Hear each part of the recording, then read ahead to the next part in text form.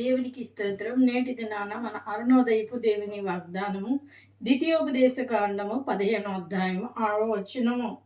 నీ దేవుడైన యెహోవా నీతో చెప్పినట్లు నిన్ను ఆశీర్వదించను గనుక నీవు అనేక జనములకు అప్పు ఇచ్చెదు గాని అప్పు చేయవు. హల్లెలూయా.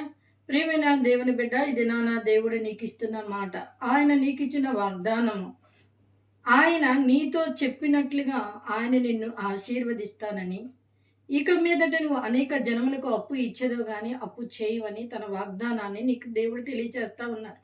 నువ్వు అనేకుల ఎదుట అప్పు చేస్తూ నీకు ఆర్థిక వనరులు లేక బాధపడుతున్నావా? అయితే ఒక్కసారి యేసయ్య వైపు చూడు.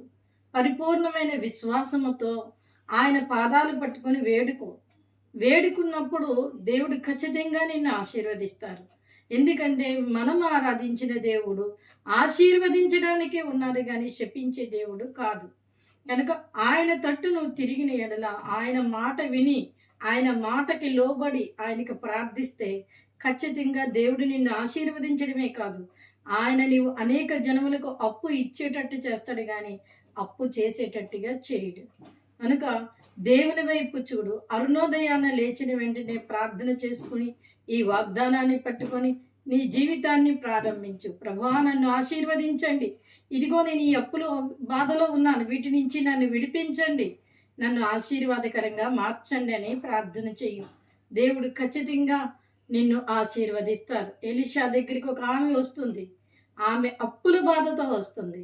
అయితే ఆమె ఎలీషాకి వెళ్ళి మొరపెట్టుకుంటుంది. ఎలీషా ఆమెకు ఒక విషయాన్ని చెప్పినప్పుడు, ఆ కుండలో అన్నిటిలో నూనె వేసినప్పుడు ఆ కుండల నిండా నూనె వచ్చిన తర్వాత అది అమ్ముకొని నువ్వు జీవించు అని చెప్తారు. అంటే వారు ఆ యొక్క అప్పులన్నీ పోవటమే కాకుండా వారికి జీవన ఉపాధి అనేది కూడా వస్తుంది. దేవుని వాక్యంలో అంత ఆశీర్వాదం ఉంది. కనుక ప్రభు వైపు చూడు. దేవుడు ఖచ్చితంగా నిన్ను ఆశీర్వదించి దీవిస్తారు. ఆమేన్.